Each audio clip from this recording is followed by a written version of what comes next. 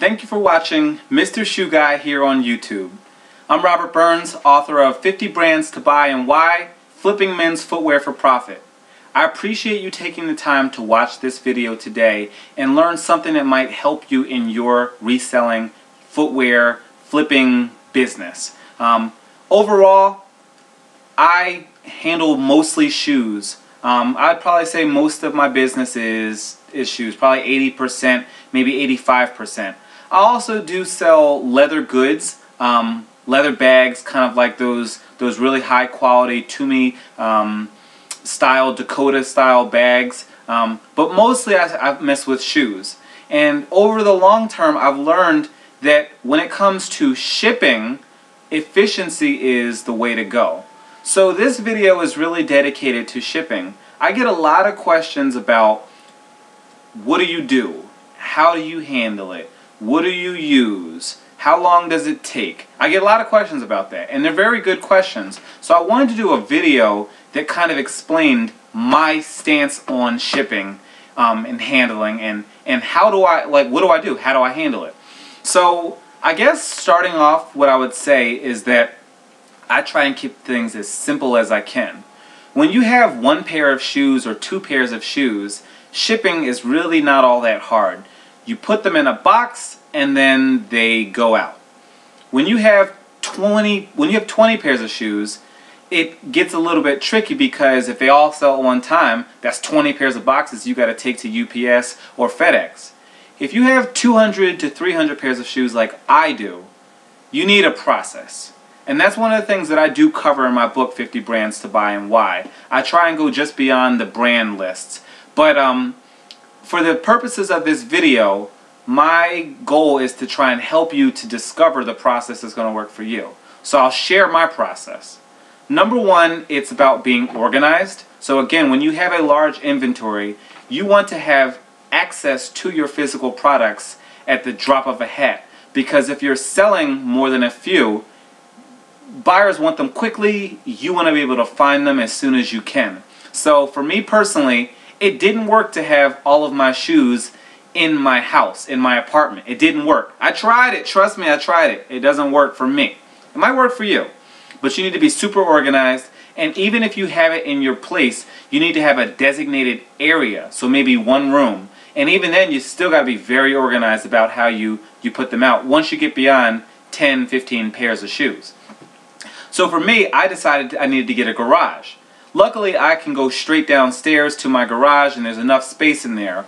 But one of the things that I also did was I photographed my shoes all at one time, as often as I can, and all at once if I can. And then once they're all photographed, I put them in boxes right then and right there. So people ask, well, what kind of boxes do you use? I go and I actually go to the post office, like the United States Post Office, and I will get the flat rate boxes. For me personally, it just is ease. It's just simple. There's two boxes that I use because shoes don't really fit in those small flat rate boxes, the really skinny ones. So if you go to a post office, ask for medium flat rate boxes and the large flat rate boxes. And those medium flat rate boxes are about the size of a shoe box, and the large flat rate boxes are a little bit bigger. So for the medium flat rate boxes, you can put most pairs of shoes up there from anywhere from size 5 all the way up to size 12. And you can just fit them one on top of the other, kind of cross-legged, crossed like that, or kind of like that, one upside down. You can fit them into a medium flat rate box, most pairs of shoes. If they don't fit in a medium flat rate, you get a large flat rate box. And that's for basically size 13 or 12 and a half and up. And if they don't fit in a large flat rate box, then you can go ahead and buy one of the the non-standard flat rate boxes, just like the larger boxes. You might spend like $7 or $8 on it, and then you have to pay for shipping. But for me personally, we're talking about paying now. I try to pay shipping as little as I can, and it's because of my personal stance on shipping. When you're selling high-value items and items that buyers really want, I personally don't believe that you should have to pay the shipping a lot of times. And the reason I don't believe it is because when I sell these shoes, a lot of times the buyers, I put the shipping on the buyer and they pay it without complaining.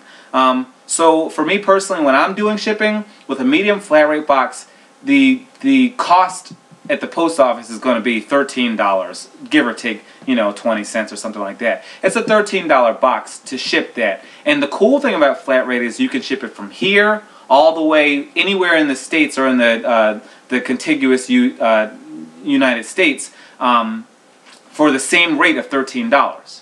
Same thing with the large flat rate box, and that's like $16.50. Or I think it might be $17. So for me personally, I use $13 for the medium flat rate, and I use $17 for the large flat rate, and I put that on the buyer. And there are instances where they're like, well, I don't want to pay that. And that's okay. That's okay. But over the long run, you're going to have the people who want the item so bad. You got a $200 pair of shoes. If they want to pay for that, you have two options. Either you can build the shipping into your cost, and then the $200 is the end cost to the buyer, and then you make shipping free, which is cool, or you make it like $150 and then you charge them $13 or $17 or whatever for shipping. But at the end of the day, you shouldn't be footing the cost to ship the item. If the buyer wants the item that bad, they will pay the shipping cost. It's been proven. It has been proven with me. Mr. Shoe Guy approves. So now you understand my stance on shipping, at least the pricing. So then after you've gone ahead, you've bought the flat rate boxes, you've put all the items in the boxes, now you want a good system to actually organize it. So for me personally, I put it in a garage, and I alphabetize the entire garage in a basically a square. I think kind of like a filing cabinet type system. Keep it organized, keep it simple, so that way when an item sells, you go straight into your garage or straight into your room. You know exactly where to find it. You put a small label on the outside of the box, and you know where to find it.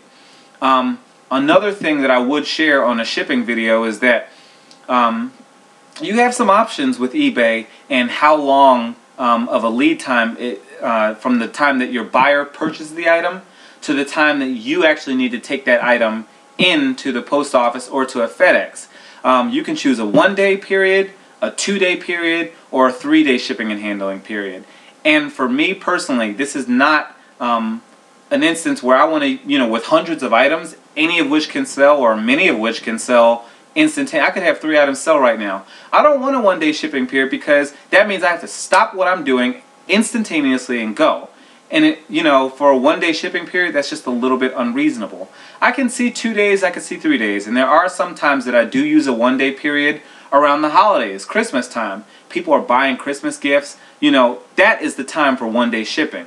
After Christmas, I don't necessarily know. I don't think so. So for me personally, I use a 2-day or 3-day window. And a 3-day window can be a little bit longer, but again, people are buying my stuff. So that's just me personally. So I think I've covered everything from what type of boxes to use, stance on pricing and how you handle that with the buyer. You can eat it, or you can have the buyer eat it, or you can split it.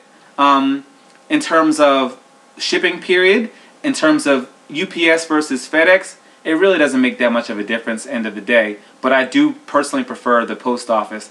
I think that's most of the concepts that I wanted to get across in this video. If there was something that I missed and I didn't cover it, maybe leave me a comment below. I appreciate it. I've gotten so many questions in my in the green room on my YouTube channel about how do you handle shipping, so I thought that this video was very much necessary. I hope you appreciate it. I know it's a little longer, but I know that there are a few people out there who were dying for this information. They just wanted to have it. So hopefully I've answered your questions. If I didn't answer your questions, or if you just want to leave me a comment, please do. Thank you very much for watching Mr. Shoe Guy here on YouTube. Please like, please comment, please subscribe. Make sure to buy my book if you haven't already at www.mrshoeguy.com. And once you've bought my book and read it, please leave me a review on the top section under reviews. Let me know what you thought of it. Thank you very much for watching Mr. Shoe Guy here on YouTube. You take care and you have a blessed day. Bye.